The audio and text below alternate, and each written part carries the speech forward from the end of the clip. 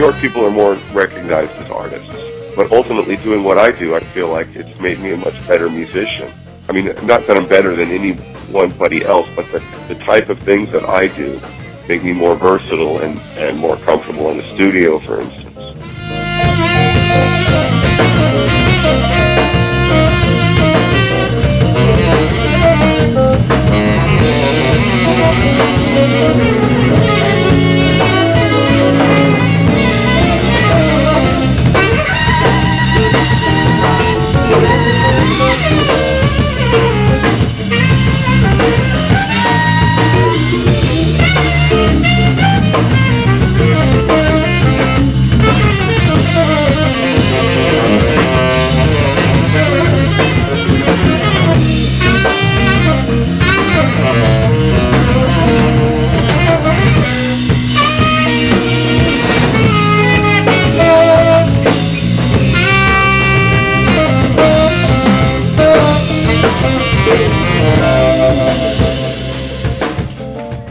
Freddie Hubbard was, I mean, I was pretty young.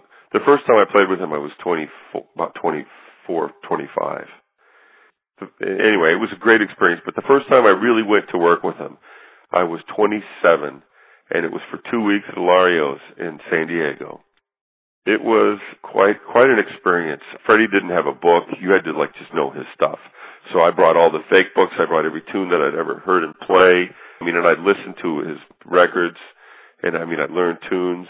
We rehearsed some stuff, and I remember I had this chart on pensativa. And after the rehearsal, he said, "Hey, do you have a flute?"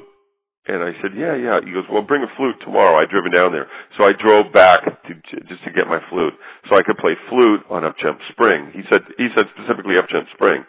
So then I went and practiced flute on Up Jump Spring, and I thought it felt pretty good on it. And then I get there on the bandstand, and we're playing pensativa. My chart was in B flat, and then he plays a solo, gets a huge applause, and he looks at me, and I start to play. He goes, "Flute," and I go, "What?" He goes, "Flute," and I go, "What?" And he goes, "Play the fucking flute." So excuse my language, but I'm quoting. And then so I picked up a flute solo, and I'm transposing those changes down a whole step. Into G flat. If you know that tune, it's not the easiest tune in the world. So, I mean, you just do, you do what the leader says. But I mean, I was thinking back now, it was like the greatest gig of my life.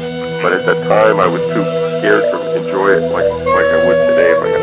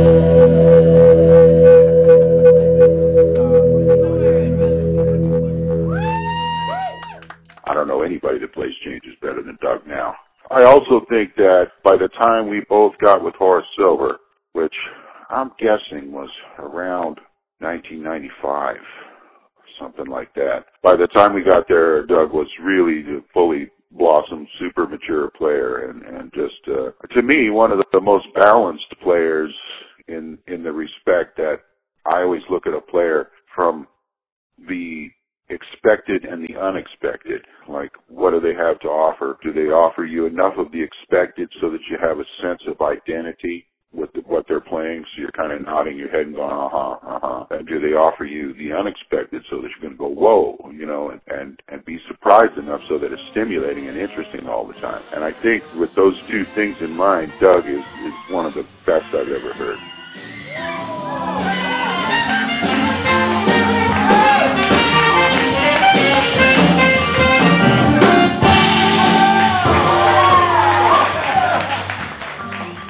that week I will never forget, and these are the exact tunes in the same order. He goes, do you know Body and Soul? And I said, yeah, Freddie. He goes, do you know Misty? And I go, yeah, Freddie. He goes, do you know Skylark? And I said, yeah, Freddie. And then he goes, do you know Portrait of Jenny?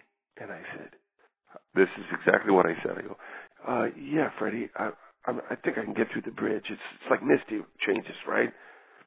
And he just looks at me and he goes, do you know Here's That Rainy Day? And I said, yeah, do you do it in G? I mean, exactly, it's exactly what I said. And then he said, I think I might be leaving off a tune. But then he goes, do you know the things we did last summer? And I said, no.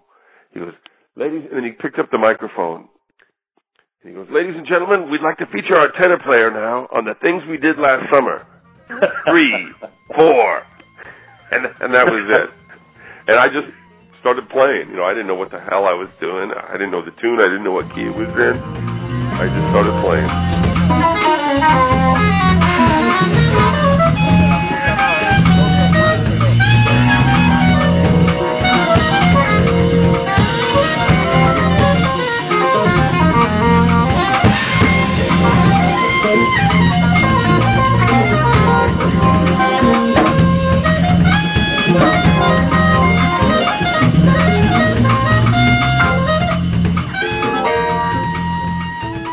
Well, I think he owns about 8,000 different woodwind instruments. That's if you wanted to have like a C melody, Manzello and Stritch or something, or bamboo flutes from Borneo, he probably owns them.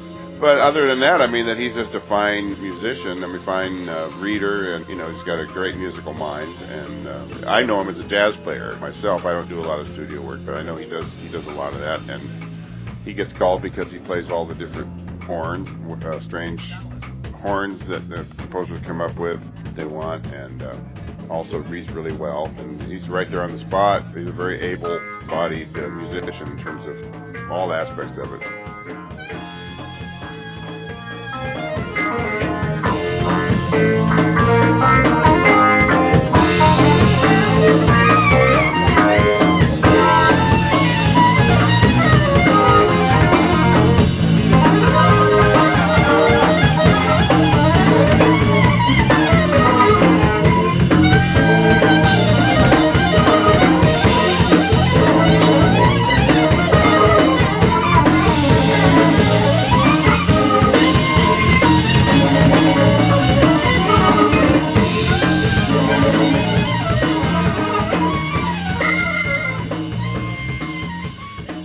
What I know about Doug Webb is that I think that soprano theme that he played on Law and Order was absolutely gorgeous, great pitch, and it's run for years and years, and every time I hear it, I think that's a really well played soprano bit. It's a really nice melody, played really in tune with a beautiful sound. And then the other side of his creativity is that like a hard bop or post bop, really blowing tenor, he's one of the best guys around for that.